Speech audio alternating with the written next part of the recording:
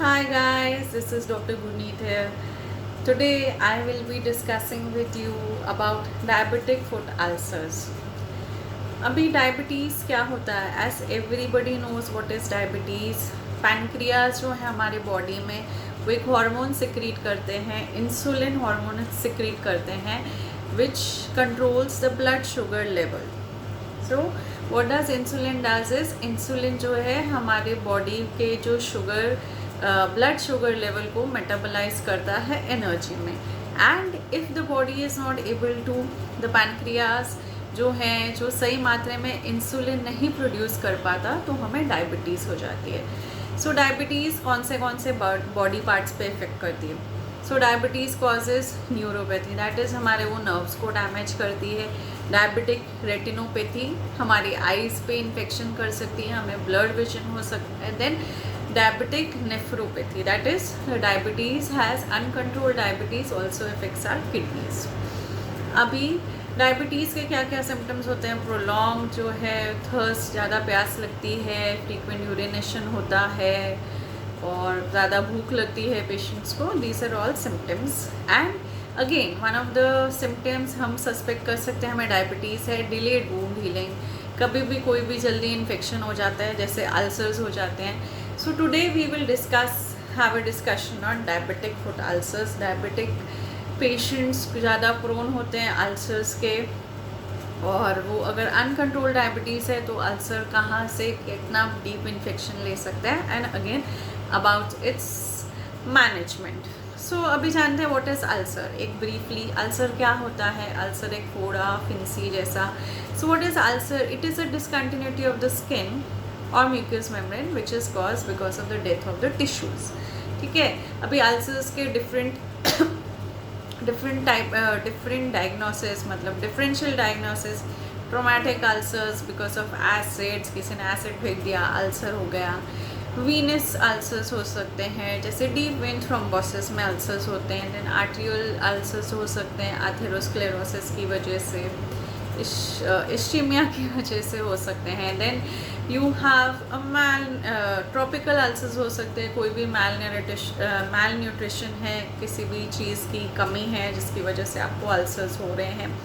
Then you have because of cancer, that is basal cell carcinoma और squamous cell carcinoma, जिसकी वजह से body में अल्सर्स हो सकते हैं डीप इन्फेक्शन वाले. Now today we are going to talk about diabetic foot ulcers. Now before we discuss about the diabetic foot ulcers, आइए जानते हैं difference between healing, that is healing and non healing ulcers. So जो non healing ulcer है that is known as spreading ulcers. So spreading ulcers कैसा दिखता है? ये हमारी बॉडी में एक फोड़ा है जिसमें से बहुत सारा पस डिस्चार्ज हो रहा है, एक्सेसिव स्लफ है. It is has the surrounding areas को पूरा इन्फेक्ट कर दिया, उसको पूरा इडेमेटस कर दिया है. There is no granulation tissue formation in the spreading ulcer, that is non healing ulcer में ऐसा होता है, और अल्सर में से बहुत purulent smell भी आती है. then we have a second grade, that is second type जो है callus ulcers, जो है हीलिंग में भी स्टेज में भी नहीं है और नॉन हीलिंग स्टेज में भी नहीं है. सो उसमें से थोड़ा सा पस डिस्चार्ज होगा, फिर मिनिमल जो है ग्रैनुलेशन टिश्यू फॉर्म होगा just. then there is going to be induration into the surrounding tissues है. स्लफ भी प्रेजेंट होगा, स्मेल भी थोड़ा सा अल्सर में से आएगा. then the stage which is a healing ulcer. so what is the basic difference between a non healing ulcer and a healing ulcer? so healing ulcer में you will see a granulation tissue. तो क्या होता है granulation tissue? that is you going to see it into the diabetic patients also. diabetic foot ulcer patients में आपको non healing ulcer भी दिखेगा diabetic patients में, and healing ulcers भी आप experience करोगे, देखोगे diabetic patients में. so what is a healing ulcer? so in the healing ulcers you will see a granulation tissue. so granulation tissue क्या होता है? granulation tissue means underlining the tissues you will see a granulation tissue.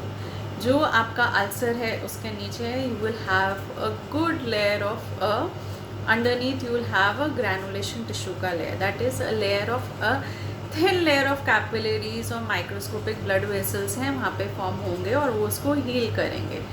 and then once the capillaries formation has started, automatic there will be absence of any pus discharge, उसमें से कोई पस नहीं निकलेगा, स्लफ जो है एब्सेंट हो जाएगा, स्मेल चला जाएगा, देन द सराउंडिंग एरिया में जो इंड्यूरेशन है वो भी ख़त्म हो जाएगा. So ulcer is going to actually start healing and squeezing. Now अभी जानते हैं about the spread of the diabetic foot ulcer. So diabetic ulcers कैसे स्प्रेड होते हैं? Okay, so first of all you will to have diabetes. So उसमें से आपको ulcer हो गया, वहाँ पे डायबिटिक से फुट में अल्सर हो गया, then you going to enter into the, if the diabetes is not getting control, then you are going to have cellulitis. Next stage में आप आओगे तो आपको एब्सेस फॉर्मेशन, बहुत सारा पस डिस्चार्ज निकलता जाएगा अल्सर में से. नेक्स्ट स्टेज में द एब्सेस स्टेज में भी अगर वो डायबिटीज़ कंट्रोल नहीं की जाती तो उसको गैंग्रीन फॉर्मेशन हो सकता है, या उसमें गैंग्रीन से वहाँ पे ऑस्टियोमाइलाइटिस हो सकता है. दैट मीन्स कि फ्रॉम द एब्सेस जो है वो स्प्रेड हो के इंड्यूरेशन होता जा रहा है, तो वो बोन तक स्प्रेड हो जाएगा आपका infection. And after the bone osteomyelitis, that is inflammation of the bone, you are going to enter into septicaemia. Okay, so now let's talk about the treatment plan of a diabetic foot ulcer. ये हमारा diabetes है, उसका ulcer जो है वो spread हो रहा है, बहुत बड़ा हमको फोड़ा हो गया है डायबिटीज़ की वजह से. So what is the treatment plan? So basic treatment plan of every ulcer is to convert the non-healing ulcer into a healing ulcer. But in case of diabetes, let us say we have to first have a diagnosis that the patient has diabetes, जिसकी वजह से उसको delayed wound healing हो रही है और उसका जो अल्सर है वो उसमें जो अल्सर है वो स्प्रेड हो रहा है. So first of all you are going to see, measure the level of diabetes. जो diabetes उसमें कितना लेवल का है. So if the diabetes level is more than 500 mg/dl, तो पेशेंट को इंसुलिन देना पड़ेगा. उसके अलावा हम एंटी डायबिटिक ड्रग्स भी दे सकते हैं, जैसे मेटफॉर्मिन, पेनफॉर्मिन, बहुत सारे ड्रग्स आते हैं, ओबीज पेशेंट्स के लिए स्पेशल ड्रग्स होते हैं. सो वो ओरल डायबिटिक ड्रग्स हम पेशेंट्स को दे सकते हैं, इंसुलिन दे सकते हैं. कंट्रोल करना है हमको डायबिटीज़. उसके अलावा we have to give the treatment of a proper ulcer. Ulcer का ट्रीटमेंट क्या होगा? प्रॉपर एंटीबायोटिक्स प्रिस्क्राइब किए जाएंगे पेशेंट्स को, से पेनिसिलिन्स, ऑगमेंटिन प्रिस्क्राइब कर सकते हैं, डिफरेंट सेफालोस्पोरिन्स प्रिस्क्राइब कर सकते हैं, और एरिथ्रोमाइसिन भी हम पेशेंट्स को दे सकते हैं. Then proper dosage of antibiotics should be given to the patients. Then second thing is that you have to proper drainage करना है हमको. पस का जो डिस्चार्ज निकल रहा है उसका प्रॉपर ड्रेनेज करना है पेशेंट का. प्रॉपर इंसिजन लेके पूरा पस एवरी डे हमें पस निकालना है, इन्फेक्शन पूरा क्लियर करना है, ड्रेन करना है pus. Then we have to give a patient a proper Betadine, या फिर बीटाडीन ड्रेसिंग दे सकते हैं, टी बैग का ड्रेसिंग दे सकते हैं अल्सर पे. That's how you convert non healing ulcer into healing ulcer. So finally antibiotic से जो है वो अल्सर जो है हील होने लग जाएगा. And plus again the drainage है, हाइड्रोजन पेरोक्साइड है, उससे हम साफ़ कर सकते हैं, या फिर अगेन हम उसको प्रॉपर ड्रेन करके पस निकाल के अल्सर में से, then you can give antiseptic solution like tea bag लगा सकते हैं, बीटाडीन ड्रेसिंग दे सकते हैं पेशेंट्स को.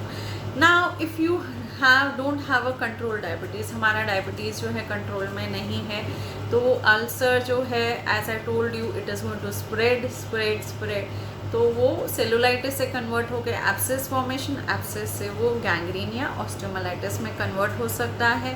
पेशेंट अपना डायबिटीज़ कंट्रोल में लेके नहीं आ रहा है. Then in certain cases after the infection spreads up to the bone, then you have to again amputate that part which is getting infected. So as all the doctors say, prevention is better than cure. So before this stage of the diabetic foot ulcer spreads into osteomyelitis and septicemia, you have to control the patient's diabetes.